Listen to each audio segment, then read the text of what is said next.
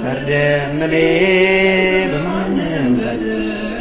በማንም ኃጢአት እንዳልመዘን ጌታ ሲመጣ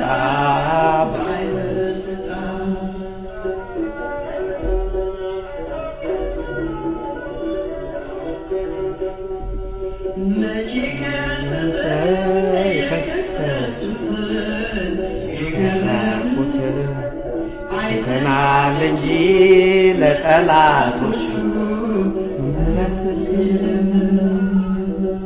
በጽድቅ ሥራ ለእውነት ብለን መጥተናል እንጂ ማነው የሾመን በወንድሞች ላይ አርጎን ፈራጅ? አልፈርድም እኔ በማንም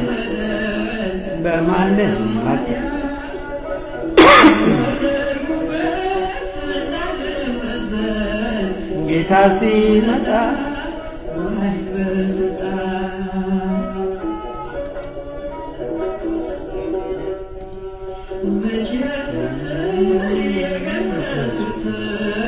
የገረፉት አይተናል እንጂ ለጠላቶቹ ምሕረት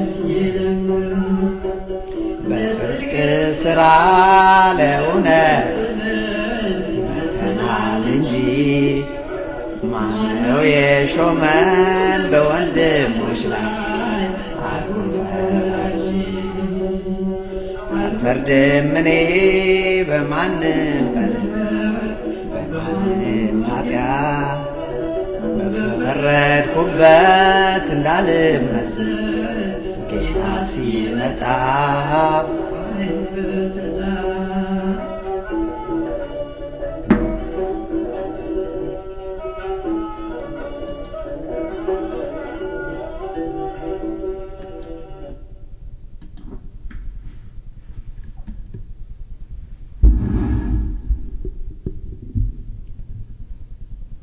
በስመ አብ ወወልድ ወመንፈስ ቅዱስ አሃዱ አምላክ አሜን።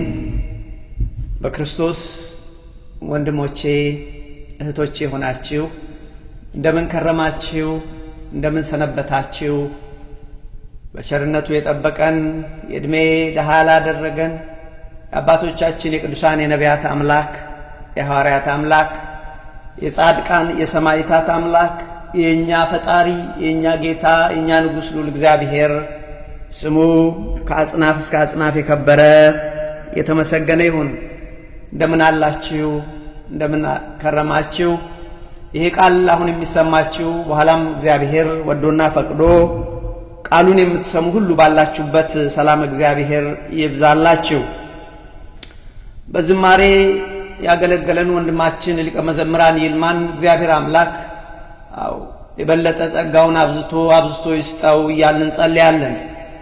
ወንድማችን በወንድሞች ላይ ስለመፍረድ ዘመረልን። እንደዚህ አለ፣ አልፈርድም እኔ በማንም በደል በማንም ኃጢአት በፈረድኩበት እንዳልፈረድ ጌታ ሲመጣ አልፈርድም እኔ በማንም በደል በማንም ኃጢአት በፈረድኩበት እንዳልመዘን ፍርድ እንዳያገኘኝ ጌታ ሲመጣ በኃይል በስልጣን ብሎ ወንድማችን ዘመረ የሚደንቅ ዝማሬ ነው።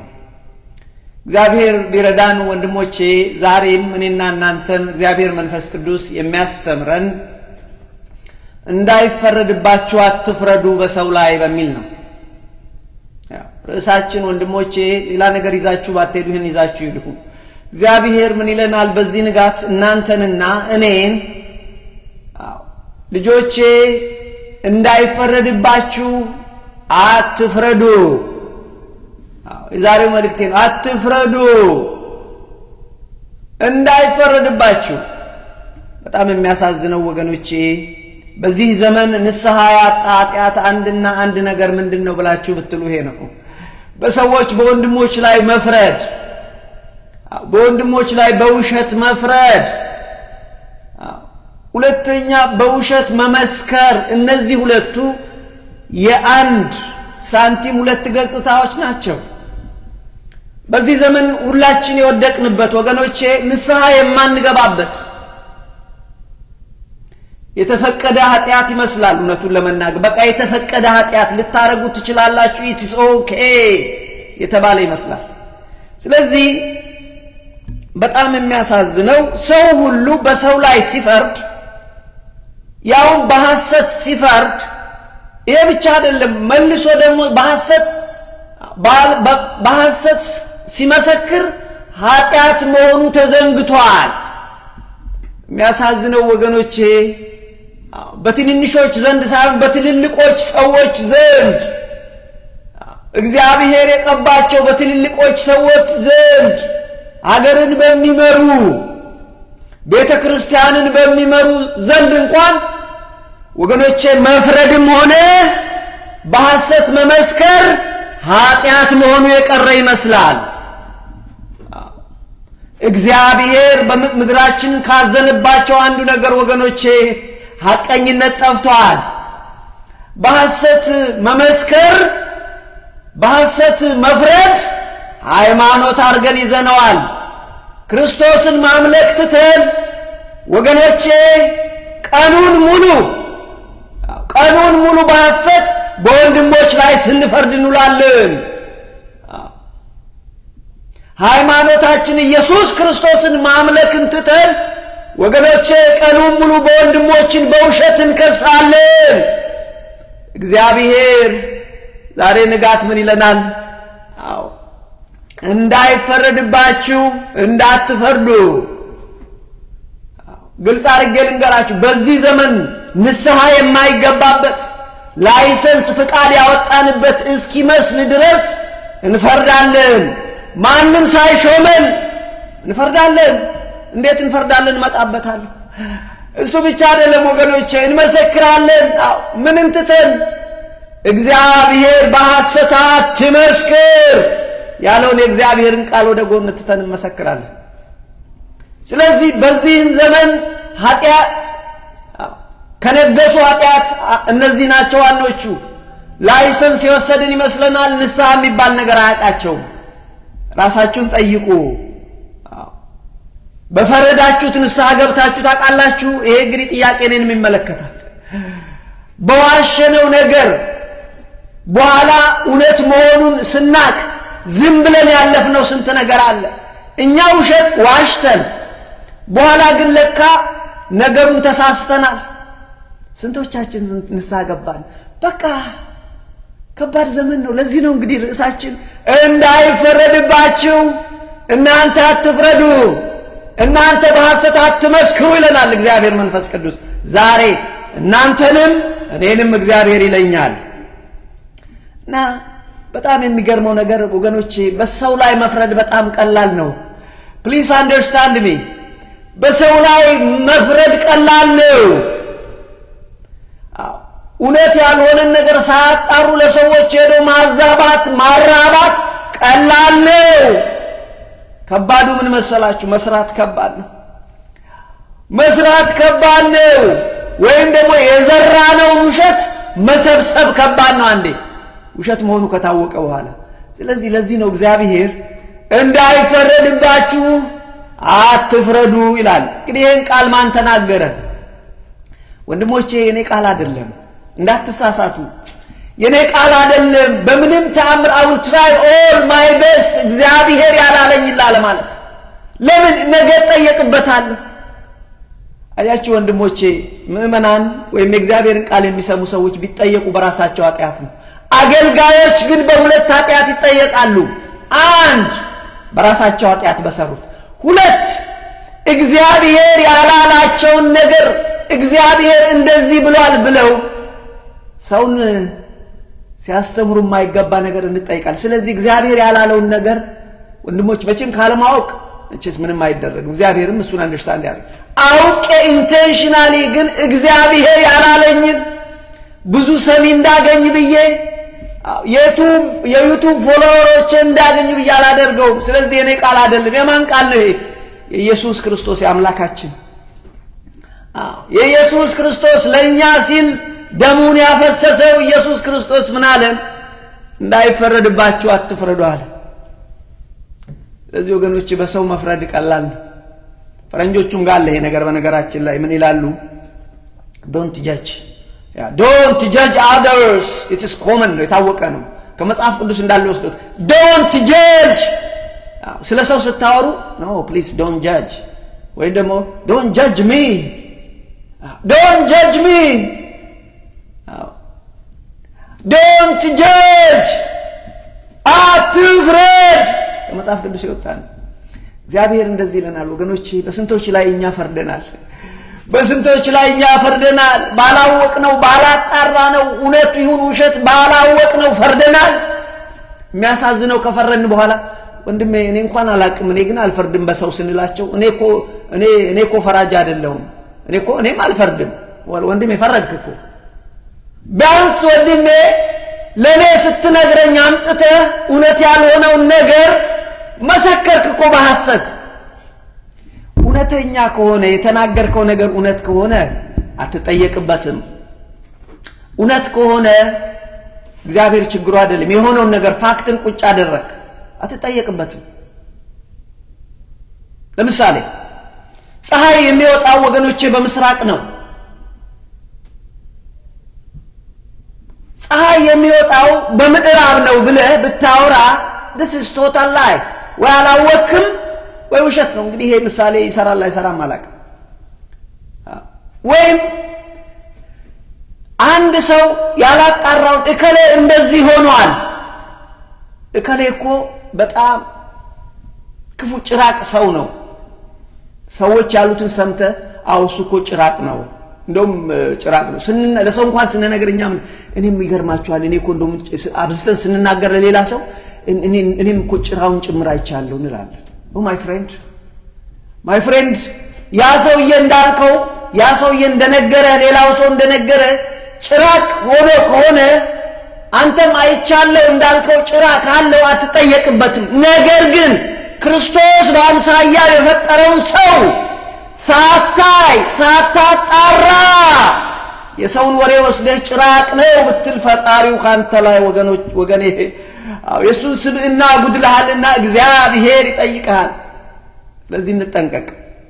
ስለዚህ ይህን ቃል ያለው አምላካችን መድኃኒታችን ኢየሱስ ክርስቶስ ነው። ስለ ቃሉ ወገኖቼ ሄዳችሁ መማር ለምትፈልጉት ማቴዎስ 7 ከቁጥር 1 እስከ 5፣ ሉቃስ ወንጌል ከምዕራፍ 6 ከ41 እስከ 42 አንብቡ። እንደዚህ ይላል፣ እንዳይፈረድባችሁ አትፍረዱ። ማቴዎስ 7 እንዳይፈረድባችሁ አትፍረዱ፣ በምትፈርድበት ፍርድ ይፈረድባችኋልና በተናገራችሁት በፈረዳችሁት ፍርድ የዳኛም ዳኛ አለ።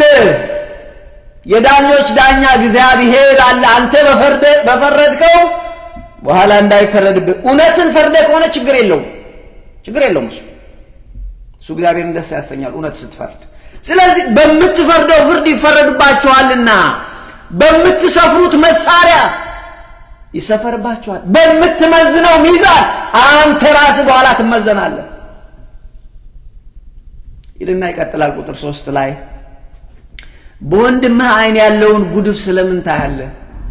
በወንድምህ ውስጥ ያለችው ጉድፍ አይኑ ውስጥ የገባችን ጉድፍ ስለምን ወንድሜ አንተ ባለ ጉድፍ ነህ፣ ጉድፍ አለ ላውጣልህ ስለምን ትላለህ? አንተ ውስጥ እኮ ምሰሶ አለ። you know what ምሰሶ is a pillar ቤት የሚቆምበት ማዕዘን ትልቁ ዋናው ቤቱን የሚይዘው አንተንም ያህል ግንዲላ ታውቃላችሁ? ትልቁ ወፍራም እንጨት እሱንም ያህል አለ። እሱ ውስጥ ግን እኮ ነቁጥ ጉድፍ ነው ያለችው። ስለዚህ ለምን እሱን ታያለህ? በወንድምህ አይን ያለውን ጉድፍ ስለምን ታያለህ?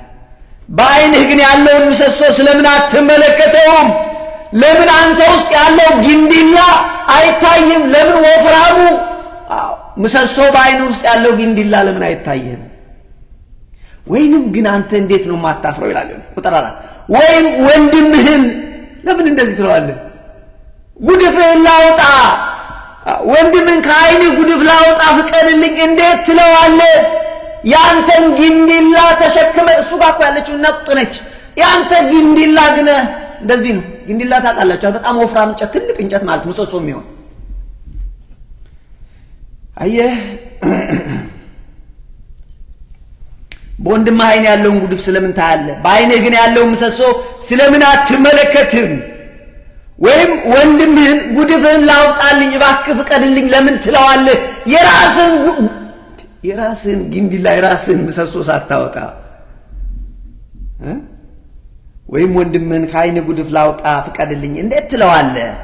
እነሆ በአንተ እኮ ምሰሶ አለ፣ ትልቅ አለ ማለት ወንድምህን ኃጢአትህን ላመልክትህ ትንሽዬ፣ ያንተ ግን የበዛ ኃጢአት የበዛ በደል ሲኖር ስለምን ራስህን አታየውም ነው እኮ የሚለው ቁጥር 5 አንተ ግብዝ፣ አንተ ሐሰተኛ፣ አንተ አስመሳይ።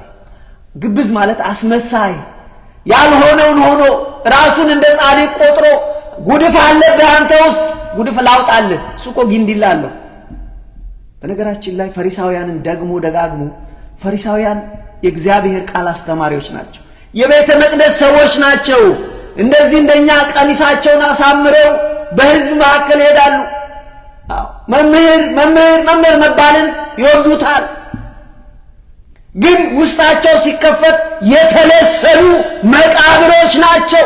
መቃብር ሲከፈት ውስጡ የተበላሸ አጥንት የተበላሸ ሰው ነው ያለው። ስለዚህ ፈሪሳውያን ሲታዩ በእግዚአብሔር ቃል ሲመዘኑ ወገኖቼ ወድቀው ተገኙ። ስለዚህ ምን ይላቸው? እናንተ ግብዞች ምታስመስሉ ልብሳችሁን አሳምራችሁ ውጫችሁን አሳምራችሁ ውስጣችሁ ግን እንደ ተኩላ የሆነ ነጣቂዎች ናቸው ይላቸዋል። ግብዞች። ስለዚህ አንተ ግብዝ በአንተ ውስጥ ያለውን ግንዲላ ሳታወጣ ወንድምህን እንዴት ትለዋለህ? ከወንድምህ አይን ላውጣ እንዴት ትላለህ? ይልና ከዚያ በኋላ የራስህን አስቀድመህ ከአይን ያለውን ትልቁን ምሰሶ አውጣ። ያንተን ትልቁን ምሰሶ አውጣ። ያንተን ኃጢአት መጀመሪያ በንስሐ ጠበው፣ ከዛ ወደ ወንድምህ መሄድ ትችላለህ። ከዛም በኋላ ያንተን ካወጣህ በኋላ ትልቁን ምሰሶ ጥርት አርጎ አይንህ ያይና ወንድምህን ትረዳው ይሆናል። በሱ ድካም ትረዳው ይሆናል። ጥርት አርገታል። ወይም ደግሞ የወንድምህ ችግር ይገባህ ይሆናል። ነገር ግን ትልቅ ይዘህ እንዴት ይሆናል ብሎ መድኃኔ ዓለም ክርስቶስ አለ። አያችሁ ይህንኑ ቃል በሉቃስ 6 ምዕራፍ 6 ከቁጥር 41 ጀምሮ እናገኘዋለን። ምን ማለቱ ነው ግን? አትፍረድ ሲል ምን ማለቱ ነው? ቅድም እንዳልኳችሁ ወንድሞች በዚህ ዘመን የነገሰ ኃጢአት ሰው ንስሐ የማይገባበት ኢትስ ኦኬ ንስሐ ባንገባ ችግር የለም የተባለ የሚመስለው ኃጢአት ምንድነው? በሰው ላይ መፍረድ፣ በሰው ላይ በሐሰት መመስከር። እቺን ያዙልኝ፣ ምንም ይዛችሁ አትሄዱ። ምን ማለት ነው? ጠቅላላ አትፍረድ ሲል ምን እንዴ? አንዳንዶች ጥያቄ ስለምታነሱ እኛ መቼ ደግሞ ብዙ ጊዜም ሰማዋለሁ እኛ እኮ ፈራጅ አይደለን ምናምን ይላል ሰው። ድብና አድርጎ ይፈርድና ያላየውን ነው ብሎ ያወራ ያስወራና አንደኛ ይፈርዳል፣ ሁለተኛ ምስክር ሆኖ ራሱ ይቀርባል።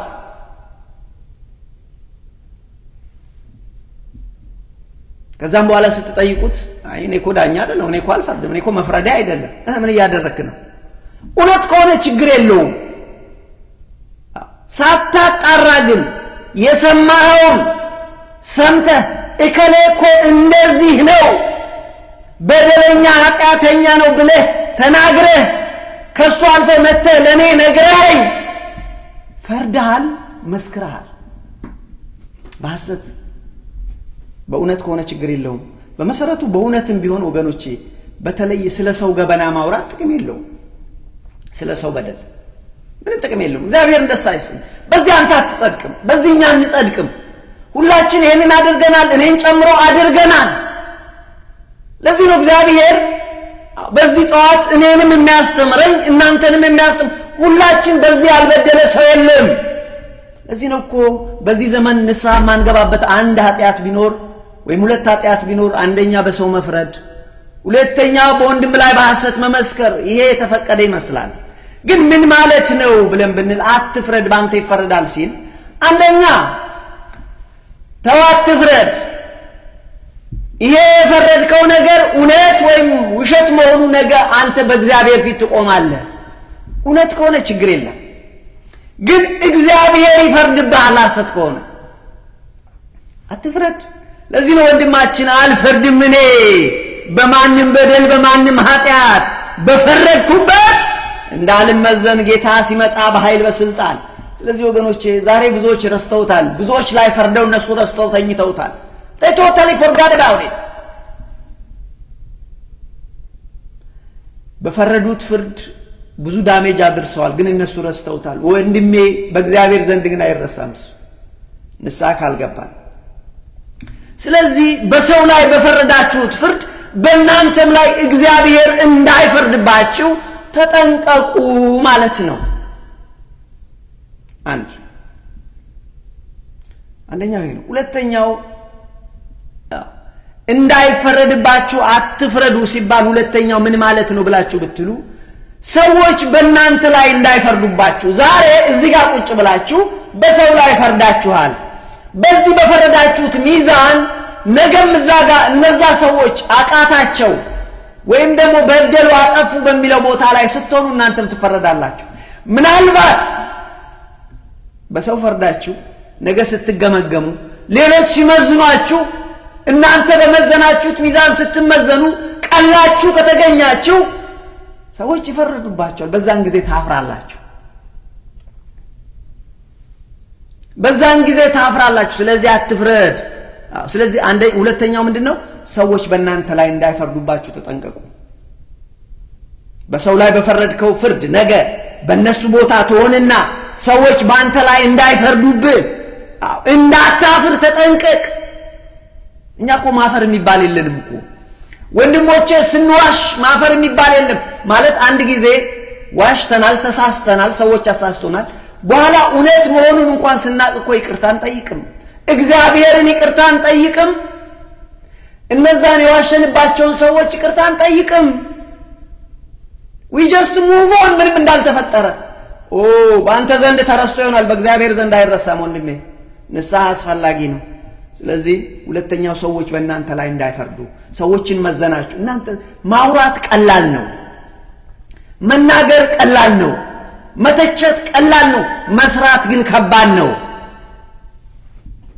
አሁን ብዙ ሰዎች በቤተ ክርስቲያን አስተዳዳሪዎች ላይ ብዙ እንናገራለን አይደለም ህዝብን ማስተዳደር ቀላል ነገር አይደለም አባከሌን ማስተዳደሩ አባከሌ ላይ መናገር ብፁዕ አባታችን ከሌ ላይ መናገር መተቸት ቀላል ነው ሳቸው የሚሰሩትን መስራት ግን ከባድ ነው አይደለም ቤተ ክርስቲያን ማስተዳደር ቤታችንን ማስተዳደር አቅቶናል ልጆቻችንን ለዚህ ነው ተጠንቀቅ ወንድሜ ነገ አንተ አስተዳዳሪ ቢያደርጉ እንዳትወርቅና ሰው እንዳይስቅብህ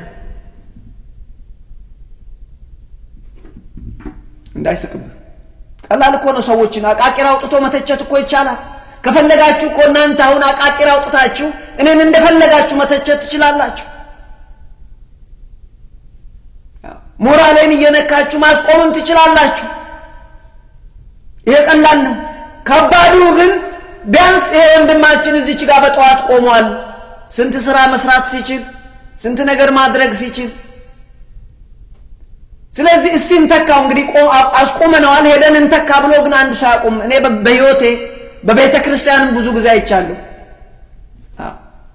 በስራ ዓለምም ላይ ብዙ አይቻለሁ ሰዎችን ማስቆም ቀላል ነው ሰዎችን ወሬ ዘርቶ የሰሩትን መልካም ስራ ማስቆም ቀላል ነው ከባዱ ግን እነሱን ተክቶ መስራት ነው አያችሁ ይሄ ከባድ ነው ስለዚህ ሰዎችን ሄደን ተክተን ስንሰራ ግን ክብደቱ ያኔ ይገባናል ያኔ እናዝናለን አያችሁ ያኔ እናዝናለን እኛ ግን ዛሬ ፈራጆች ነን ያላወቅነው እኛ ሁላችን እኮ ልብሳችን ቢወልቅ ራቁታችንን ብንሆን በእግዚአብሔር ፊት ሁላችንም በደለኞች ነን አልረሳነው እግዚአብሔር በምህረቱ ወደ ቤቱ ቢጠራን እግዚአብሔር በምህረቱ ኃጢአታችንን ቢሸፍንልን ወገኖቼ እኛ ዳኞች ሆነን ቁጫል ስለዚህ ምን ማለት ነው ብለን ብንል አንደኛ እግዚአብሔር እንዳይፈርድባቸው ሁለተኛ ሰዎች በእናንተ ላይ እንዳይፈርዱ ሶስተኛው አትፍረድ ይፈረድብሃል ሲል ምን ማለቱ ነው የሰውን ድካም አትፈልግ የሰውን ድካም አታጉላ የሰውን ኃጢአት አትከታተል አትጸድቅም በሱ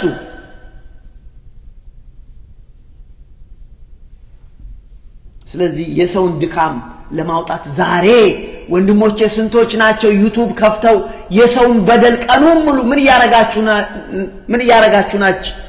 ያረጋችሁ ነው ብለን ስንጠይቃቸው I'm just reacting to it ምክንያቱም እነሱ እኮ ብሬን የላቸው ክሬት ማድረግ አይችሉም ብዙ ዩቲዩበሮች በደንብ አድርጋችሁ ያቸው ምን ያረጋ ነው እያስቆመ እሱ ሪአክት ያደርጋል እያስቆመ ማለት የተባለውን ነገር ያመጣል በእያንዳንዱ ነገር ላይ ይተቻል መተቸት ቀላል ነው ማይ ፍሬንድ መተቸት ቀላል ነው ወንድሜ በተለይ በእውነት ከሆነ እውነቱን ኮሬክት ለማድረግ ከሆነ እግዚአብሔር ደስ ይለዋል ነገር ግን ያንተን አጀንዳ ለማስፈጸም ብለ በውሸት ብታደርግ እግዚአብሔር ከሰማይ ያይሃል ግን እኛ ዛሬ ምንም እንዳልኳችሁ ነው ላይሰንስ ወስደን ከፍተን ላይሰንስም የለው ለነገሩ ዩቲዩብ ከፍተን በቃ መቀደድ ነው ወንድሜ በውሸትን መዝራት ነው ከዛ ደግሞ ይመጣል አንዱ I'm going to react ስለሱ ምላሽ ሰጣለሁ ይያለ ያቆመ ይነግረናል that's very easy እኮ ያቆመ መንገር እኮ very easy ነው ጀግና ሰው ጎበዝ ሰው አዋቂ ሰው የተማረ የሚባለው ራሱ የሆነን ስራ ሰርቶ ይዞ መጥቶ ማቅረብ ነው ስለዚህ ወገኖቼ የሰውን ድክመት ለማጉላት ለማውጣት አትቸኩል ከቻልክ እግዚአብሔር የሚወደው የሰውየውን በደል ኃጢአት ሸፍንለት እግዚአብሔር የሚወደህን የኛን ኃጢአት ሸፍኖልን ነው ራቁታችንን ብንቆም ወገኖቼ መቆም አንችልም ስለዚህ የሰውን ድክመት ለማጉላት ሶስተኛው ምን ማለት ነው እንዳይፈረድባችሁ አትፍረዱ ሲባል አንደኛ እግዚአብሔር እንዳይፈርድባችሁ በውሸት ፈርዳችኋልና ነገ መጠየቃል በውሸት መስከራችኋልና ነገ መጠየቅ ሁለተኛ ነገ እናንተ በእነሱ ቦታ ብትደረጉ ያቅታችሁና ትላም መተቸት ቀላል ነው ሰዎች ይስቁባችኋል በዛን ጊዜ ታፍራላችሁ አትፍረድ ይልቁንም እዘን ስለዚህ ሰዎች በእናንተ ሶስተኛው የሰውን ድካም ለማጉላት አትቸኩል don't be a fault finder ፎልት በቃ ስተት ለመፈለግ የሚጥሩ ሰዎች አሉ ለምን ለነሱ ብዙ ዩቲዩብ ተከታይ ያመጣላቸዋል ምናልባት እግዚአብሔር ከረዳቸው ወይም ደግሞ ያቺ ዩቲዩባቸው መቼም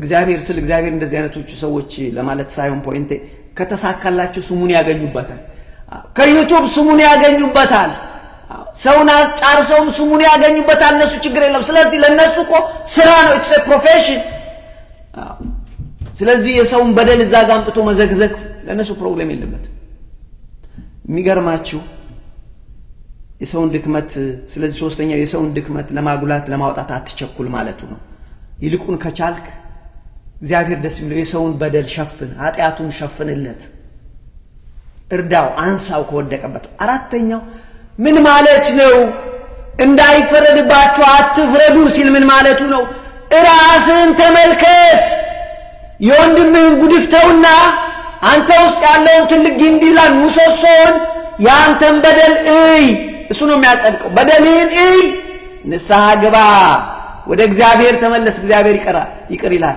የወንድምን ትንሽ ጉድፍ ቀኑን ሙሉ ብታወራ ጽድቅ የለውም። ወንድሞቼ ስለ ሰው ኃጢአት ቀኑን ሙሉ የሚያወሩ ወንድሞችና እህቶች አሉ በዚህ ዘመን። አንድም ክርስቲያኖች ነን ይላሉ፣ ቀኑን ሙሉ ስለ ሰው ኃጢአት ነው የሚያወሩት። ቀኑን ሙሉ በሀገር ጉዳይም ቢሆን እንደዚህ ያሉ ሰዎች ቀኑ